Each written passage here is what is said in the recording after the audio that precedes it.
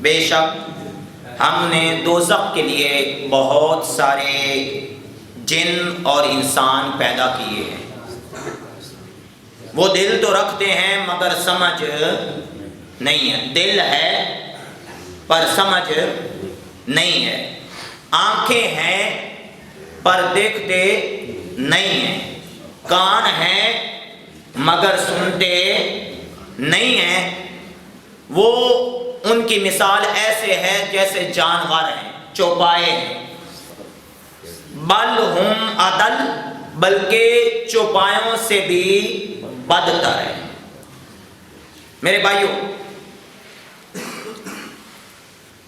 دل ہے وہ دل جو تیری یاد سے معمور رہا، دل ہے وہ دل، حقیقتاً دل وہی ہے جو رب اور اس کے رسول کی محبت میں گم رہے،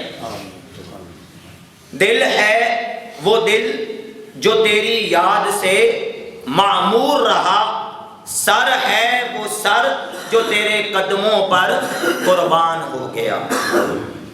میرے بھائیو، آج انشاءاللہ تعالی دل کے بارے میں عرض کروں گا، کیونکہ انسان کے جسم میں دل سے قیمتی چیز کوئی نہیں۔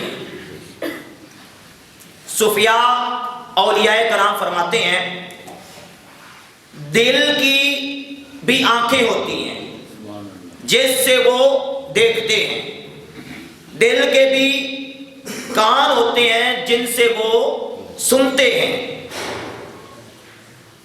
لیکن عوام کو ان چیزوں کی خبر نہیں ہے۔ ان کے پاس اس چیز کے دلائل بھی ہوتے ہیں، لیکن ہر ایک کو دل کی گہرائی کا پتہ نہیں ہے۔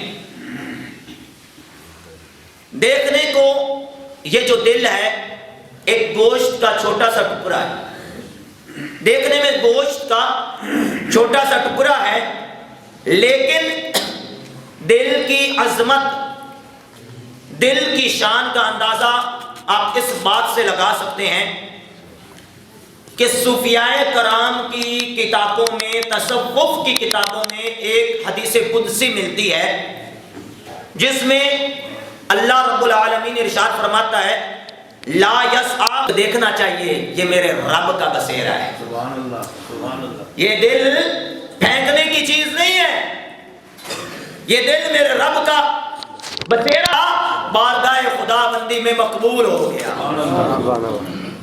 میرے بھائیو، دل توجہات کا مرکز ہے، رب تعالیٰ کی توجہات کا مرکز ہے، یہ یاد رکھیے گا۔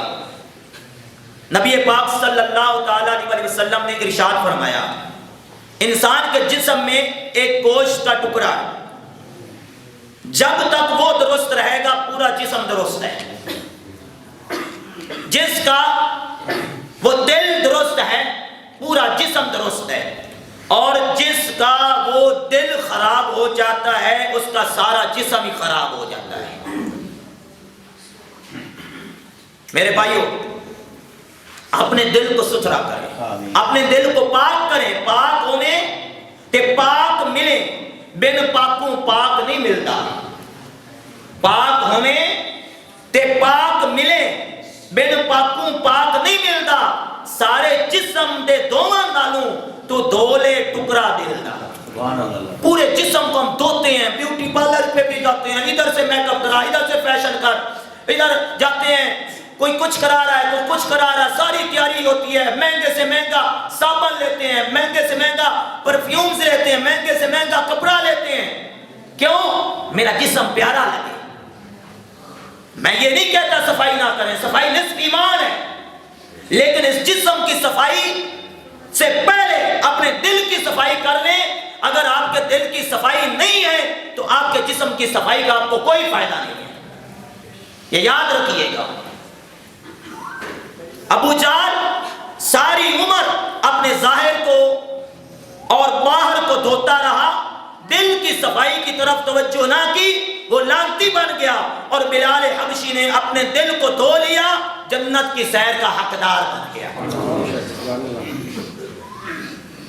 نبی پاک صلی اللہ تعالی علیہ وسلم نے فرمایا، حدیث پاک سنیے گا، فرمایا ان اللہ لا ينظر الى صورکم ولا الى اعمالکم ولکن ينظر الى قلوبکم ونیاتکم۔ نبی پاک علیہ السلام نے فرمایا بے شک اللہ تعالی تمہاری صورتوں کو اور تمہارے اعمال کی طرف نہیں دیکھتا۔ یہ نہیں کتنی نمازیں پڑھی ہیں، یہ میں نہیں کہہ رہا نماز نہ پڑھیں، یہ نہیں آپ نماز پڑھ لیں پر نماز کے اندر ریاکاری آ جائے، کوئی فائدہ ہے؟ آپ ایک مذہبی حلیہ بنا لیتے ہیں، اس میں ریاکاری تکبر آ جاتا ہے، کوئی فائدہ ہے؟ نبی پاک علیہ السلام نے فرمایا، حدیث پاک ہے، اس پہ اعتراض نہیں ہے، بے شک اللہ تعالیٰ تمہاری صورتوں کو اور تمہارے اعمال کی طرف نہیں دیکھتا، وہ تمہارے دلوں اور تمہاری نیتوں کو دیکھتا ہے۔ اور بخاری شریف کی پہلی حدیث پاک کیا ہے؟ انما الاعمال بالنیات، نیت ہی نہیں ہے تو نہ نماز، نہ روزہ، نہ حج، نہ زکات۔ اگر نیت درست نہیں ہے تو عمل کوئی بھی قبول نہیں ہے۔ میری نیت ہے میں حج کرنے جاتا ہوں، میں حاجی، لوگ حاجی کہیں گے، حاجی صاحب کہہ کے پکاریں گے، کیا فائدہ ہے ایسی حج کا؟ میں سب پیسے دیتا ہوں، صدقہ دیتا ہوں، زکات دیتا ہوں، لوگ سخی کہیں گے، کیا فائدہ ایسی سخاوت کا؟ فرمایا اللہ تمہارے اعمال کو نہیں بلکہ تمہارے اعمال کے پیچھے چھپی ہوئی تمہاری نیت کو دیکھتا ہے، تمہارے دلوں کو دیکھتا ہے۔ دیتے ہوئے دل کی کیفیت کیسی ہے؟ آپ نے 1000 روپیہ دیا، تنگ دستی کے ساتھ دیا، اللہ کو وہ قبول نہیں ہے۔ آپ نے 10 روپے دیے، خوش دلی سے دیے، اللہ کو وہ قبول ہے۔ میرے بھائیوں یہ یاد رکھیے گا، دل اللہ تعالیٰ کا منظور نظر ہے کہ خدا اس کو دیکھتا ہے، سبحان اللہ۔ جس کو رب دیکھتا ہے وہ کتنا رب کا منظور نظر ہوگا۔ حدیث ہے نا، اس میں تو کوئی شک نہیں ہے۔ میرے آقا علیہ السلام نے فرمایا اللہ تمہارے دلوں کو دیکھتا ہے۔ یار ہم کہتے ہیں ایک دفعہ رب کی نظر ہمارے اوپر پڑ جائے، اور رب تو ہمارے دلوں کو دیکھتا ہے۔ فرمایا کہ تمہارا دل اللہ تعالیٰ کا منظور نظر ہے، خدا اس کو دیکھتا ہے۔ قربان چاہیے یار، ذرا سوچنے کی بات ہے، جو کسی دنیا کے بادشاہ یا وزیر کا منظور نظر ہو جائے تو دنیا کی نظر میں اس کی شان بڑھ جاتی ہے کہ یار اس کے فلاں پارٹی کے لیڈر سے، فلاں وزیر اعظم سے، فلاں منسٹر سے تعلقات ہیں، ان کے ساتھ یہ کلوز ہے، اس کے ساتھ اس کا اچھے تعلقات ہیں۔ تو جو رب کا منظور نظر بن جائے گا، اس کی رب کی بارگاہ میں کتنا مقام و مرتبہ ہو جائے گا۔ میرے بھائیوں، اللہ تعالیٰ نے آنکھیں 2 بنائی، اللہ تعالیٰ نے ہاتھ 2 بنائے، پاؤں 2 بنائے، کان 2 بنائے، لیکن دل 1 بنایا۔ دل 1 بنایا، کیوں؟ صوفیاء کہتے ہیں، صوفیاء کہتے ہیں یہی بات ہے۔ کیوں؟ اس لیے کہ یہی ایک دل ایک اللہ کی محبت کا مرکز ہے۔ اس نے بسنے والا بھی ہے اور یہ خود بھی ایک، اس کی ایک جو جس کی محبت کا مرکز ہے وہ بھی ایک ہے۔